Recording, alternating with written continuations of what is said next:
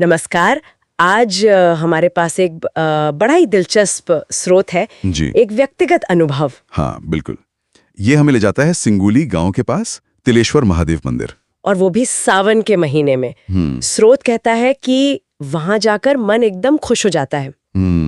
तो आज हम इसी अनुभव को, मतलब इस खुशी के एहसास को थोड़ा गहराई से समझने की कोशिश करेंगे। हाँ, और ये दिलचस्प इसलिए क्योंकि ये कोई रिपोर्ट या विश्लेषण नहीं है, सीधा एक एहसास है। मतलब स्थान, समय और भावना, तीनों चीजें साफ हैं।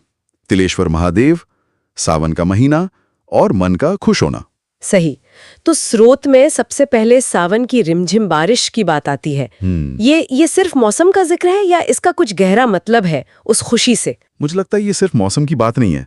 देखो, सावन का महीना और भोलेनाथ का तो एक गहरा नाता माना ही जाता है ना? हाँ, वो तो है। तो वो रिमझिम बारिश, वो उस माहौल को और पवित्र और ताजगी भरा बना देती है।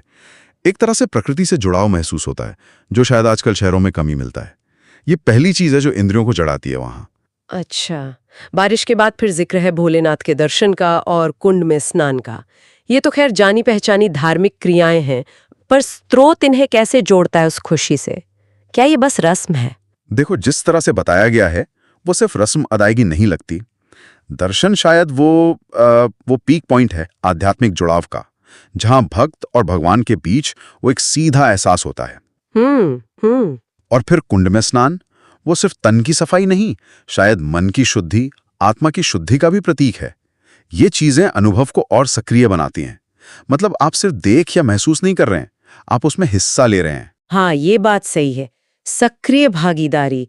और फिर आखिर में एक और चीज है, वहां मिलने वाला लाजवाब प्रसाद। अब खाने की एक चीज का इस पूरे आध्यात्मिक और भावनात्मक अनुभव में क्या रोल बताया गया है? अरे, ये भी बहुत जरूरी हिस्सा है। प्रसाद मतलब सिर्फ पेट भरने की चीज नहीं है ना। नहीं, बिल्कुल नहीं। वो तो भगवान का आशीर्वाद माना जाता है। उसे खाकर जैसे वो पूरा अनुभव, वो सर्कल पूरा होता है। स्वाद की इंद्रिय भी उस खुशी में शामिल हो जाती है। अच्छा। तो आप देखो कैसे ये